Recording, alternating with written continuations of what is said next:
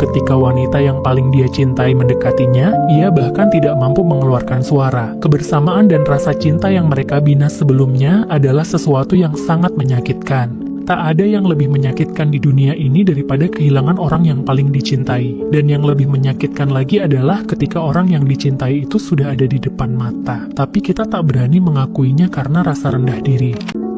Zeming masih sangat ingat pertama kali bertemu Jinghua malam hujan itu di pos satpam. Saat itu Zeming yang baru mulai bekerja sebagai satpam sedang asik menonton TV. Tiba-tiba Jinghua masuk dan tanpa basa-basi langsung duduk. Ia mulai berbicara dengan penuh semangat sambil mengeluarkan banyak makanan dan dengan ramah menyodorkannya ke tangan Zeming. Awalnya Zeming merasa bingung, tapi ia segera menyadari bahwa gadis cantik ini ternyata buta. Maka ia pun menyapanya dengan ramah. Tak disangka suara yang tiba-tiba itu malah membuat Jinghua terkejut. 누구세요? 누구세요? 할아버지는요?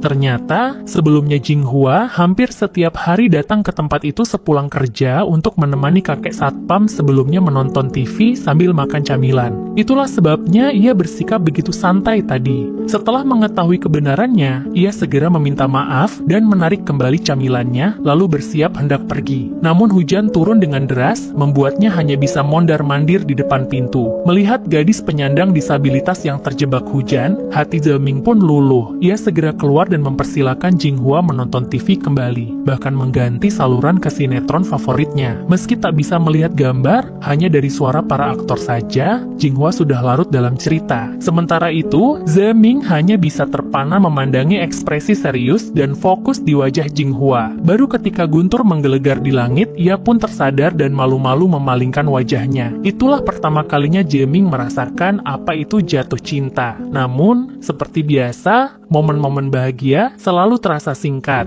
Setelah hujan reda, Jinghua pun bersiap pergi. Tapi sebelum pergi, sebagai tanda terima kasih, ia memberikan onigiri, nasi kepal, yang tadi ia siapkan sebagai cemilan malam. Hanya dengan satu gigitan, Zeming langsung jatuh cinta pada rasa dan perasaannya. Hingga malam saat ia kembali ke rumah, baik wajah Jinghua maupun rasa onigiri itu masih terbayang-bayang dalam benaknya. 30 tahun hidup Zeming dipenuhi kepahitan dan kehampaan. Namun saat itu rasanya seperti melihat cahaya untuk pertama kalinya. Ia pun mulai punya harapan, sesuatu yang sebelumnya tidak pernah ia pikirkan. Keesokan malamnya, seperti biasa Jinghua kembali datang ke pos satpam untuk menonton TV bersama Zeming. Tapi belum lama duduk, ia tiba-tiba berkata dengan malu-malu, "Bisakah kamu membuka semua jendela? Soalnya aku punya hidung yang sangat sensitif." Barulah Zeming sadar, rupanya bau tak sedap dari kakinya yang berkeringat membuat Jinghua tidak nyaman.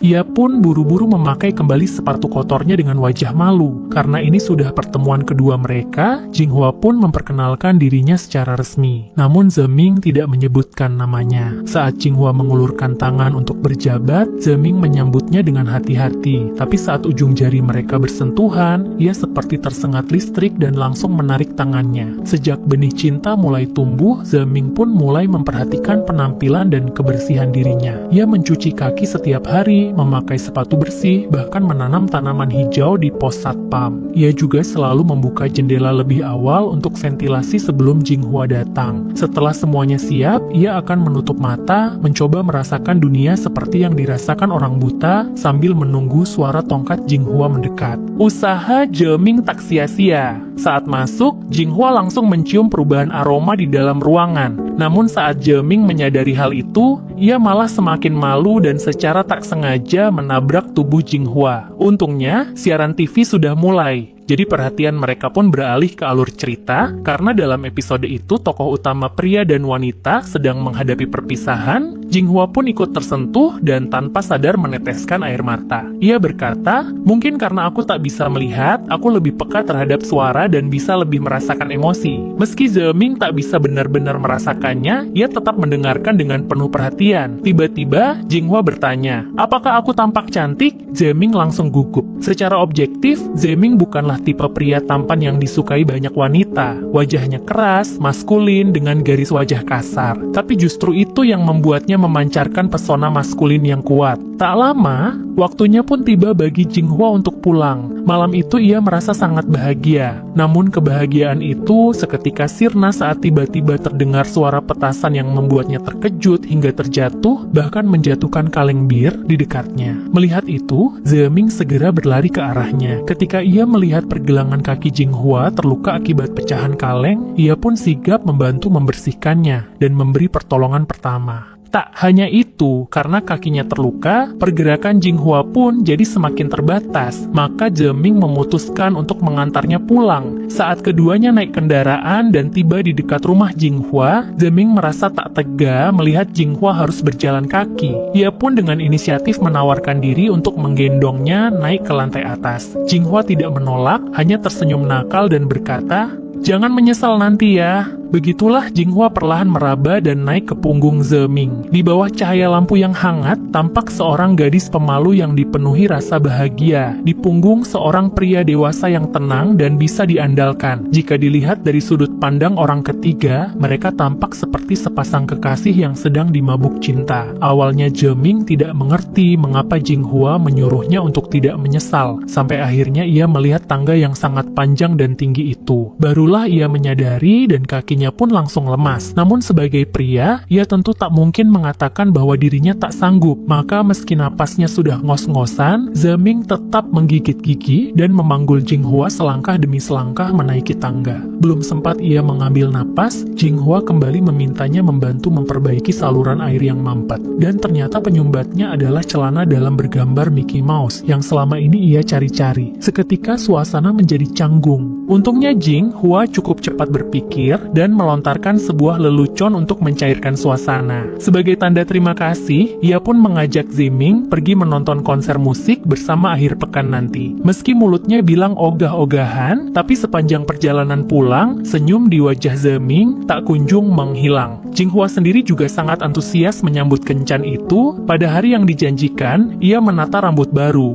mengenakan gaun cantik, berdandan, dan memakai parfum yang sudah lama tak ia gunakan. Sayangnya, karena ia tak bisa melihat dirinya sendiri, hasil penampilannya terlihat sedikit konyol. Tapi bagi Zeming, Jinghua tampak sangat lucu dan menggemaskan. Mungkin inilah yang disebut cinta itu buta. Saat semua orang di gedung konser menikmati alunan musik dengan khusyuk, hanya Zeming yang pandangannya terpaku pada sosok Jinghua di sebelahnya. Sebagai seorang yatim piatu, ini adalah kali pertama ia merasa hidupnya benar-benar diberkati. Bagaimana mungkin ia bisa bertemu dengan gadis yang begitu manis dan menarik? Jinghua pun merasa sangat bahagia malam itu. Mungkin kebahagiaan yang belum pernah ia rasakan selama bertahun-tahun. Setelah konser selesai, ia mengajak Zeming ke restoran barbecue favoritnya. Awalnya mereka hanya mengobrol ringan, saling bertukar cerita. Namun setelah beberapa gelas soju, Jinghua mulai penasaran dengan masa lalu Zeming. Tak disangka, pria yang biasanya lembut itu tiba-tiba berubah menjadi dingin dan tak sabaran. Bahkan dengan nada keras memintanya untuk tidak ikut campur urusan orang lain. Padahal Jinghua hanya ingin lebih mengenal Zeming secara mendalam, agar hubungan mereka bisa lebih dekat. Tapi sikap Zeming membuatnya merasa rendah diri, seolah dirinya tidak layak berteman dengan orang normal. Apalagi, tak mungkin ada orang normal yang benar-benar bisa menerima dan memperlakukannya secara setara. Begitulah malam romantis yang seharusnya penuh kenangan indah justru berakhir dengan pertengkaran. Sejak malam itu, Jinghua tidak pernah datang ke pos satpam lagi. Hubungan mereka pun seolah seperti bintang jatuh,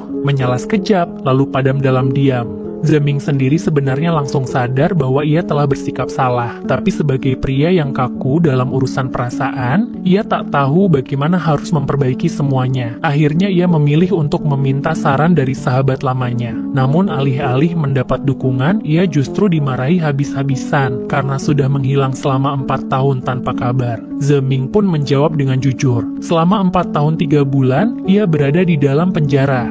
Ternyata 4 tahun lalu, Zeming dulunya adalah seorang petinju, tapi demi penghasilan tambahan, ia juga bekerja sebagai penagih hutang menggunakan kekerasan. Sampai suatu hari saat menagih hutang dari seorang pria yang tak mampu membayar, pria itu memilih menyiram tubuhnya dengan bensin dan membakar dirinya, lalu melompat dari lantai 3. Meski pria itu selamat dan Zeming bukan pelaku langsung, ia tetap dikenai dakwaan dan divonis 5 tahun penjara. Setelah keluar dari penjara, Zeming memilih pensiun dari dunia kelam dan menjadi petugas keamanan seperti sekarang. Di waktu luang, ia juga sering mengunjungi pria yang dulu terbakar dan terjun itu sebagai bentuk penebusan dosa dan rasa bersalahnya. Karena masa lalunya yang begitu kelam, saat Jinghua bertanya soal dirinya, ia menjadi marah dan defensif. Tapi alasan sebenarnya adalah karena ia takut. Takut jika Jinghua tahu kebenarannya, maka gadis itu akan benar-benar menjauh. Siapa sih gadis baik-baik yang mau menjalin hubungan dengan mantan narapidana? Namun sahabatnya justru meyakinkan bahwa satu-satunya cara menyelesaikan masalah adalah dengan bersikap jujur. Bukan hanya untuk memulihkan hubungan, tapi juga sebagai bentuk tanggung jawab terhadap perasaan satu sama lain. Kalaupun Jinghua tetap tak bisa menerima, setidaknya semuanya sudah jelas. Malam itu, ketika Jinghua pulang kerja, tiba-tiba ia mendengar suara di depan pintu rumahnya. Tak lama kemudian, terdengar suara seorang pria, tapi suara itu bukan milik Zeming, melainkan atasannya sendiri. Sejak orang tuanya meninggal, Jinghua hidup sendiri dan hanya mengandalkan bantuan sahabat untuk bisa bertahan. Berkat bantuan sahabatnya, ia mendapat pekerjaan sebagai operator telepon. Awalnya pekerjaan itu cukup baik, tapi karena wajahnya yang cantik, Jinghua kerap menjadi sasaran pelecehan dari atasannya. Meski ia sangat membenci perlakuan itu, demi mempertahankan pekerjaan yang sulit ia dapatkan, Jinghua terpaksa menahan diri dan terus bersabar. Tak disangka, yang ia dapat justru perlakuan atasan yang makin menjadi-jadi. Atasannya itu bahkan tidak menunggu diundang dan langsung menerobos masuk ke dalam kamar. Dengan alasan ingin memberi hadiah, ia mengeluarkan sebuah kalung, lalu dengan cepat mendekati Jinghua. Terkejut, Jinghua langsung mendorongnya dengan keras. Namun pria itu malah naik pitam dan menampar Jinghua dengan sangat keras. Gadis tunanetra yang tak berdaya itu hanya bisa meraba-raba mencari barang untuk melindungi diri. Tapi bagaimana mungkin seorang perempuan buta yang lemah bisa melawan pria dewasa yang sehat? Tak butuh waktu lama, tubuhnya sudah terdesak dan tertekan oleh atasan tersebut. Saat pria itu hampir berhasil melakukan niat bejatnya, Zeming yang datang untuk meminta maaf, tiba tepat waktu. Melihat wanita yang ia cintai hampir diperkosa, Zeming seolah kehilangan akal. Ia langsung menyerang dengan pukulan bertubi-tubi, membuat atasan itu muntah darah dan gigi berhamburan ke lantai. Tapi kemarahan Zeming masih belum reda. Semakin lama, pukulannya makin brutal dan kejam. Jinghua yang ketakutan bersembunyi di sudut ruangan, akhirnya berseru keras menghentikan Zeming agar tidak sampai membunuh. Teriakan itu akhirnya membuat Zeming berhenti. Tapi ia masih belum puas. Dengan mata penuh amarah, ia membungkam mulut pria itu dan secara paksa mematahkan salah satu jarinya sebagai peringatan. Setelah sang atasan melarikan diri sambil meraung kesakitan, Zeming mendekati Jinghua dengan rasa cemas dan bersalah. Ia ingin menghiburnya, tetapi tidak tahu harus berkata apa. Untuk beberapa saat, kamar itu hening. Akhirnya, Jinghua sendiri yang memecah kesunyian. Ia menegur Zeming karena telah memukul orang. Menurutnya, jika atasan itu marah dan melapor, Zeming bisa kehilangan pekerjaannya, dan jika itu terjadi, ia akan kehilangan satu-satunya sumber penghidupan. Bagi seorang tunanetra, hidup sudah cukup sulit. Kalau sampai kehilangan penghasilan, berarti ia akan benar-benar terpojok dan kehilangan segalanya. Meski Zeming dengan tulus berkata bahwa ia bisa membantu Jinghua, gadis itu tidak ingin dikasihani, apalagi bergantung pada belas kasihan orang lain. Baginya, Zeming hanyalah seorang kenalan yang belum lama dikenal. Ia tidak mungkin menggantungkan seluruh hidupnya pada orang asing. Begitulah dua hati yang sama-sama retak justru menjauh semakin jauh. Tapi setelah kejadian itu, tiba-tiba sosok Zeming sering terlihat tak jauh dari Jinghua, diam-diam melindungi dari kejauhan. Mungkin karena tergerak oleh ketulusan itu, malam itu Jinghua mendatangi pos satpam. Ia berkata pada Zeming, "Aku sudah mengundurkan diri. Kalau kamu masih ingin menepati janji untuk membantuku, besok ajak aku jalan-jalan, ya." Melihat Jinghua yang bangkit kembali, Zeming merasa senang sekaligus terharu. Tatapan matanya pada Jinghua juga penuh cinta yang semakin mendalam. Keesokan harinya, Zeming datang ke rumah Jinghua sesuai janji. Untuk menemani Jinghua agar tidak kesepian, ia bahkan membawa seekor anak anjing Golden Retriever yang ia beri nama Wuyu. Tanpa kekhawatiran, simbol dari harapan hidup bahagia dan tanpa beban. Setelah itu, ia mengajak Jinghua dan si anjing berkendara di jalan pegunungan yang diterpa angin lembut dan sinar matahari hingga sampai di tepi danau yang dikelilingi pepohonan hijauan romantis. Zeming bercerita bahwa saat kecil ia tinggal di panti asuhan yang berada di seberang danau ini, tapi kini panti itu sudah tenggelam oleh banjir dan kenangan masa kecilnya ikut hilang. Merasa sedih mendengar kisah itu, Jinghua memungut 2 batu kerikil yang halus dari tepi danau, lalu memberikannya pada Zeming sebagai hadiah dan juga simbol cinta mereka. Di antara pegunungan, air jernih dan ladang bunga emas, cinta pun tumbuh dengan indah. Dengan dukungan cinta, Zeming tidak lagi suram seperti dulu. Ia mulai berolahraga, kembali ke sasana tinju, dan bahkan merapikan rumah kecilnya hingga tampak baru kembali. Ia juga dengan penuh perhatian menghaluskan semua sudut tajam dalam rumah agar Jinghua lebih mudah bergerak. Jinghua pun akhirnya perlahan menemukan kembali senyumnya yang dulu hilang sejak kehilangan penglihatannya. Sampai suatu hari ia merasa sangat ingin tahu seperti apa wajah pria yang ia cintai. Karena tak bisa melihat, satu-satunya cara mengenal wajah Zeming adalah dengan menyentuh dan merabanya. Kebetulan cahaya matahari sore menyinari wajah mereka berdua yang begitu dekat. Suasana yang manis itu semakin romantis, seolah dilapisi cahaya emas. Meskipun yang ia lihat tetap gelap, hati Jinghua terasa sangat terang, seolah-olah dunia sudah tak lagi menyakitkan. Memang benar, cinta adalah obat paling mujarab untuk segala penderitaan. Hari-hari mereka pun dipenuhi kebahagiaan yang membuat banyak orang iri. Namun, Jinghua tak tahu bahwa Zeming diam-diam terus mengikuti pertandingan tinju demi mengumpulkan uang untuk membantunya membuka toko kecil. Meskipun ia selalu menang, tapi tubuhnya selalu babak belur. Suatu kali, Jinghua meraba wajah Zeming dan merasakan lebamnya. Sejak saat itu, agar Jinghua tidak curiga, Zeming meminta temannya melukai wajahnya lebih dulu dengan pisau agar darah bisa keluar lebih lancar, agar saat pertandingan nanti, bekas luka tampak wajar. Cinta Zeming selalu begitu besar dan dalam, namun tak pernah diumbar. Untungnya, Jinghua tidak menyia-nyiakan cinta itu dan selalu membalas dengan sepenuh hati, tapi takdir kerap mempermainkan manusia. Saat kebahagiaan sedang berada di puncaknya, justru saat itulah pukulan paling menyakitkan datang. Hari itu, Jinghua mengajak Zeming ke tempat abu jenazah orang tuanya. Ia merasa bahwa hubungan mereka sudah cukup dalam, dan ia ingin mengenalkan Zeming kepada orang tuanya.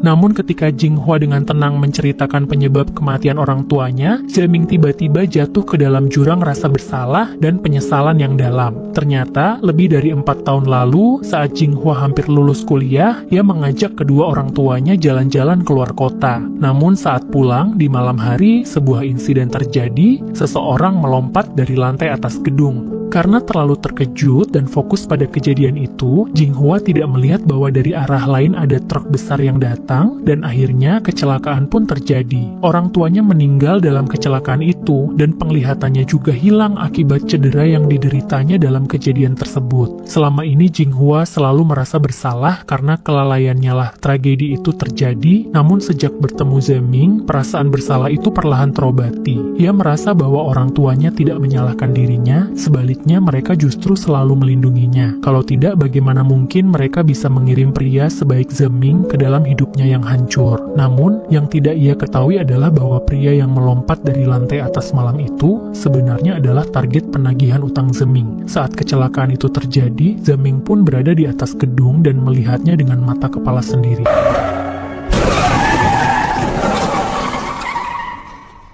Sebelumnya, Zeming selalu merasa bersyukur bahwa Jinghua hadir seperti cahaya di tengah kehidupan gelapnya. Namun, ia tidak menyangka bahwa justru karena kegelapan dirinya, Jinghua yang semula bisa bersinar terang, malah harus tercoreng dengan luka yang tak bisa dihapus. Zeming tidak bisa memaafkan dirinya sendiri. Ia juga tidak tahu bagaimana menghadapi Jinghua setelah tahu kebenaran itu. Maka satu-satunya pelariannya adalah meluapkan semua emosinya ke samsak tinju. Namun, saat ia akhirnya mengumpulkan keberanian untuk kembali dan menghadapi kenyataan, ia mendapati rumah dalam keadaan kosong. Makanan yang tumpah di lantai jadi satu-satunya petunjuk bahwa mungkin telah terjadi sesuatu yang buruk pada Jinghua. Untungnya, kekhawatiran itu tidak jadi kenyataan. Jinghua selamat dan tidak mengalami luka serius. Saat Zeming buru-buru tiba di rumah sakit, Jinghua sudah selesai ditangani. Tapi dokter memberitahu fakta lain yang mengejutkan. Jika dalam waktu 1 bulan ada donor atau seseorang membeli kornea mata untuknya, maka penglihatannya bisa kembali. Jika tidak, ia akan buta secara permanen. Mendengar itu, Zeming sangat gembira dan langsung bersikeras ingin membeli kornea agar Jinghua bisa menjalani operasi. Namun, Jinghua menolaknya mentah-mentah. Ternyata, selama ini Jinghua tahu bahwa ia mengalami gangguan penglihatan karena kerusakan kornea dan memang sudah lama menunggu adanya donor. Namun hingga kini, ia belum juga mendapatkan kabar. besar. Meski kornea bisa dibeli, harganya sangat mahal dan mustahil ia sanggupi dengan kondisi keuangannya. Ia juga tidak ingin Zeming merasa terbebani, karena itulah ia lebih memilih untuk menyerah dan terus hidup dalam kegelapan. Lagi pula, ia sudah cukup terbiasa. Tapi Zeming tidak bisa menerimanya. Selain karena cintanya yang begitu besar, rasa bersalah di masa lalu juga mendorongnya untuk menebus segalanya. Maka ia berbohong kepada Jinghua, mengatakan bahwa ia punya cukup tabungan dan meminta Jinghua menerima operasi tanpa rasa bersalah. Untuk mengumpulkan dana, ia diam-diam menemui teman lamanya dari dunia hitam dan setuju mengikuti pertandingan tinju ilegal di luar negeri dengan syarat menerima setengah bayaran di muka. Dengan uang itu, Zeming berhasil memasukkan Jinghua ke rumah sakit. Sebelum berpisah, mereka saling menggenggam tangan erat. Jinghua tersenyum dan berkata,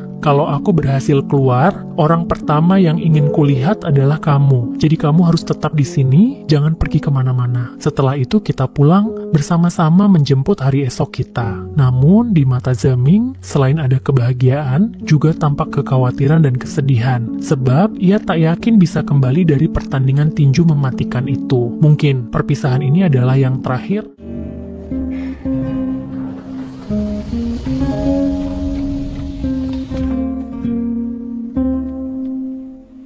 Sesampainya di luar negeri, Zeming menggunakan identitas palsu dan berpindah-pindah lokasi hingga akhirnya masuk ke arena pertandingan brutal yang aroma kematiannya begitu terasa. Di tempat ini tidak ada aturan, siapapun yang bisa membuat lawannya pingsan atau bahkan mati akan dianggap menang. Melihat ring besi yang besar di hadapannya, Zeming pertama kali merasakan ketakutan. Ia takut jika nanti Jinghua bangun dari operasi dan tak menemukan dirinya lagi. Tanpa sempat bersiap mental, pertandingan pun dimulai. Lawan Zeming adalah raja tak terkalahkan di arena itu, bertubuh lebih besar dan teknik yang lebih mematikan. Beberapa ronde berlalu, Zeming terus terpukul hingga jatuh ke lantai. Namun di saat nyawanya hampir hilang, lawannya lengah. Dengan sisa tenaga terakhir, Zeming menyerang balik dan akhirnya menang. Tapi kemenangan itu justru membuatnya dibenci oleh pihak yang kalah taruhan. Tak lama setelah keluar dari arena, sebuah mobil melaju kencang dan menabraknya. Dalam sekejap, sebilah pisau menusuk tubuhnya dengan ganas. Saat suara mesin mobil menjauh, jalanan malam kembali sunyi. Zeming tergeletak sendirian di atas aspal dingin, menunggu darahnya habis dan ajal menjemput. Di ambang kematian, satu-satunya yang terlintas di pikirannya adalah Jinghua. Ia sangat ingin tahu apakah gadis yang ia cintai sudah berhasil melewati operasi itu dengan selamat. Beruntung, operasi Jinghua berjalan sukses, namun tidak ada kebahagiaan di wajahnya. Pria yang pernah berjanji tak akan pergi, kini benar-benar menghilang dari hidupnya. Bahkan pihak kepolisian pun tidak bisa menemukan jejaknya. Lebih parah lagi, rumah tempat mereka membangun banyak kenangan, kini juga sedang dalam proses pembongkaran. Ia memang benar-benar telah mendapatkan kembali penglihatannya, namun juga benar-benar jatuh ke dalam kegelapan. Saat hari pindahan tiba, Jinghua tiba-tiba menerima sebuah paket. Di dalamnya terdapat sebuah bando milik perempuan muda. Meski tidak ada nama pengirim maupun catatan apapun, Jinghua yakin bahwa ini pasti ada hubungannya dengan Zeming. Dengan penuh rasa penasaran, ia langsung mendatangi alamat pengirim. Di sanalah ia bertemu dengan pria korban luka bakar yang dulu sempat melompat dari gedung. Dan ternyata memang itulah maksud dari Zeming. Ternyata, pada malam sebelum operasi, Zeming sempat berpikir untuk jujur kepada Jinghua tentang keterlibatannya dalam kecelakaan mobil itu. Namun ia benar-benar tidak punya keberanian untuk mengatakannya. Ia takut kalau Jinghua tahu kebenarannya, ia akan menolak menjalani operasi matanya. Setelah berpikir panjang, Zeming akhirnya memutuskan untuk membiarkan korban lainnya yang menyampaikan kebenaran itu sebagai gantinya. Begitu mengetahui semuanya,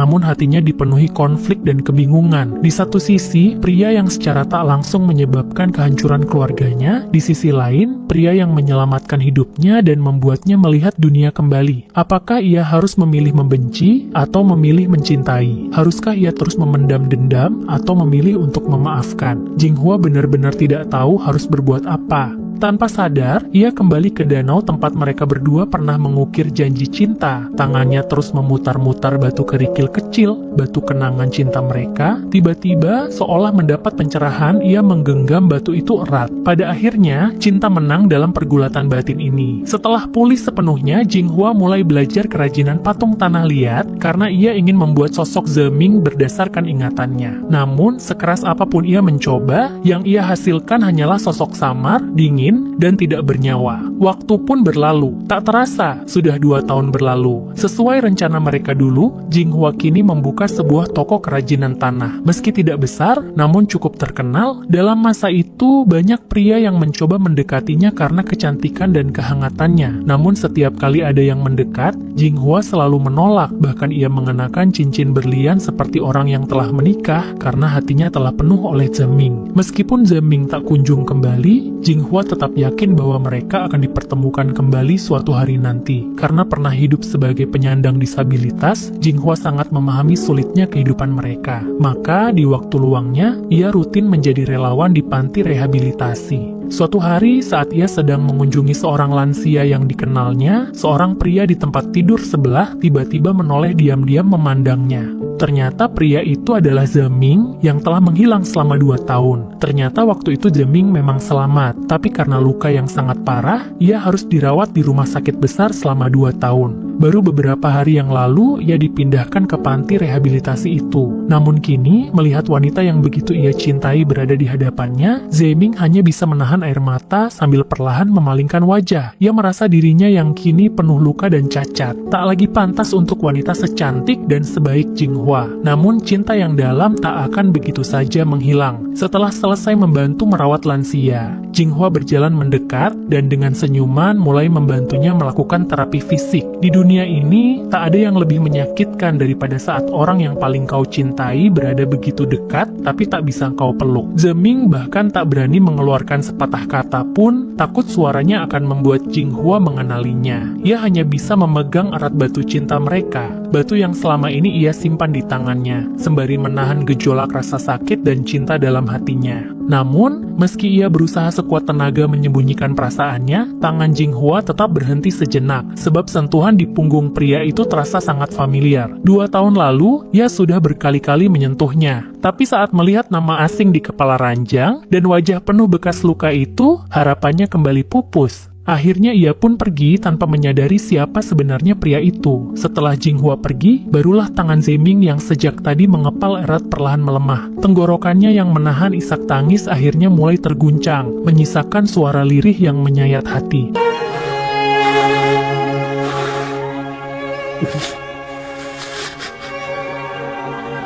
Beberapa waktu kemudian, saat kondisi tubuhnya sedikit membaik, Zeming diam-diam pergi ke toko kerajinan Jinghua saat ia sedang keluar. Di sana, ia membeli 1 pot tanaman malam berbunga harum, Yelan Xiang, lalu diam-diam mengambil kembali si kura-kura kecil miliknya yang ada di toko itu. Kura-kura itu telah menemaninya melewati malam-malam panjang dalam kesepian, juga menjadi saksi cinta manis antara dirinya dan Jinghua. Namun kini, demi tidak membebani Jinghua lebih jauh, Zeming memutuskan untuk pergi untuk selamanya. Namun tiba-tiba, Wu Yu yang kini sudah dewasa berlari dan menubruknya. Saat Zeming terjatuh ke tanah, Jinghua juga segera menyusul datang. Setelah beberapa hari tidak bertemu, mereka akhirnya kembali berjumpa. Jinghua langsung mengenali Zeming dan dengan penuh semangat menawarkan untuk mengantarkannya pulang. Namun, Zeming hanya ingin segera pergi. Ia tersenyum dan menggeleng pelan, lalu buru-buru melangkah menjauh. Saat itulah Wu Yu mulai gelisah, ekornya bergoyang dan ia menggonggong tak henti-hentinya, seolah hanya dia yang tahu betapa sakit dan beratnya hati Zeming saat itu.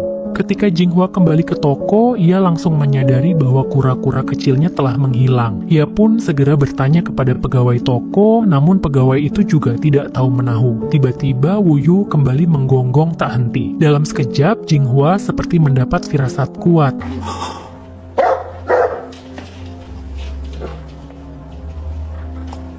Dengan suara gemetar dan tak percaya, ia bertanya, apakah tadi ada pria pincang yang datang ke sini? Begitu mendapat jawaban pasti, Ia pun akhirnya sadar bahwa pria dengan tubuh kurus dan pincang itu adalah kekasihnya yang hilang 2 tahun lalu. Jinghua segera berlari keluar toko menuju arah tempat datangnya pria itu. Tangis tertahan mencekat di tenggorokannya saat ia mencoba memanggil nama pria yang sangat ia rindukan. Namun yang keluar hanyalah suara lirih yang pecah. Di tengah keramaian lalu lalang orang, sosok pria yang dulu menerangi hidupnya kembali menghilang ke dalam kegelapan. Namun Jinghua tidak menyerah. Ia segera mengendarai mobil menuju panti rehabilitasi. Namun di tengah jalan, ia mendapat kabar bahwa Zeming sudah keluar dari sana 2 minggu lalu. Harapan yang sempat menyala kembali padam. Jinghua hanya bisa berhenti di pinggir jalan dan menangis hancur. Namun di saat hatinya dipenuhi keputusasaan, sebuah tempat yang sangat familiar perlahan muncul dalam benaknya. Di saat yang sama, di tepi laut yang berkilauan, Zeming melepaskan kura-kura kecilnya ke alam bebas. Takdir seakan mempermainkannya, dan inilah satu-satunya cara yang bisa ia lakukan untuk mengucapkan selamat tinggal kepada gadis yang ia cintai. Saat ia menatap laut yang tenang namun asing, suara Jinghua tiba-tiba terdengar dari belakangnya. Awalnya, Jinghua memarahi Zeming karena tidak menepati janji dan pergi begitu saja tanpa kabar, namun dalam amarahnya terselip kerinduan yang begitu dalam. Tangisan dan kata-kata Jinghua perlahan meluruhkan semua perasaan rendah diri dan penyesalan dalam hati Zeming. Ia akhirnya melepaskan semua penahan di hatinya dan memeluk Jinghua erat-erat. Film ini berjudul Always, disutradarai oleh Song Il-gon, dibintangi oleh So Ji-suk dan Han Hyo-joo, dan dirilis pada tahun 2011 sebagai film bergenre romantis. Melalui takdir yang aneh dan penuh lika-liku, seorang pria mantan narapidana dan seorang wanita tunanetra bertemu, saling mengenal, dan akhirnya jatuh cinta. Mereka berdua memiliki masa lalu yang kelam dan menyakitkan, namun dengan saling menemani dan menyembuhkan, mereka berhasil merangkai kembali kehidupan yang telah retak. Pertemuan Zeming dan Jinghua terjadi di saat keduanya sedang dalam titik terendah hidup mereka.